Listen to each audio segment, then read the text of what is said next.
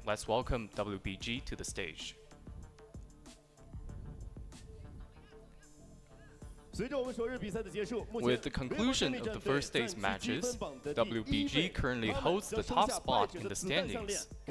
They will collect the bullet necklaces from the defeated and begin their time for the reckoning.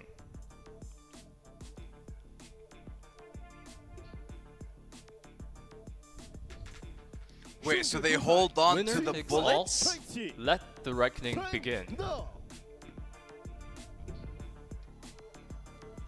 Wow, okay. Okay, hold on. Today's battles are over, but the excitement continues tomorrow. The clash between defenders and challengers goes on. Now, let's return to the commentary desk. Alright, lovely. Thank you very much to our, I would say, incredibly stylish, as always, host on the ground when it comes to PUBG Mobile events. Every single time I see that beautiful man, he is wearing an incredible suit that is styled to perfection. I know, right? And I would honestly love to learn how he styles himself, because just honestly, 10 out of 10. 10 out of 10. Like, I know I go out in suits and all, but not like him. Not like that. But anyways, Nah. Weibo Gaming. So many questions were answered, but I want to jump instantly to that answer regarding Sook and him having the bow. He was like, I wanted to... The fact that he's playing in an international tournament, he's like, I wanted to show everyone how good I was with the bow, but I got taken out. But I'm trying again tomorrow? You're holding on to first place in this tournament, and man is willing to go again with the bow. The man is willing to risk tournament life for the entertainment of the lovely viewers. What more could you want from a professional player like that? He is really the player of the people, our hero for real. GG. Honestly, we appreciate you so much. We appreciate you so much right now. We really do. It's very nice to see that level of commitment coming on through from WBG, from Sook. A great little ceremony there as well, just tossing everybody's bullets out of the equation there, going, ha! Get absolutely wrecked. We take the win here for day number 1, so that's going to be really just a day number 1 wrap-up, Sandstorm, and what can we say about it? Just back-to-back action all the way through. And I love the fact that we've seen a lot of different teams perform. We've seen different kinds of clutches, incredible hypey moments throughout the game. And this, I want to say, this is only the beginning, ladies and gentlemen. This has been the first day of the PUBG Mobile Hong Kong Invitational. Some of the best teams in the world have been competing throughout the first day. We still have 2 more days of competition with the Smash rule in play. I almost thought Smash, but it's Smash rule in play as well. Thank you very much to every single person for tuning in to the stream. Neptura, it has been a pleasure as always, and hopefully we will see all you beautiful people tomorrow, same time, on the same channel, to see what happens with day number 2. I hope you guys have a wonderful Friday.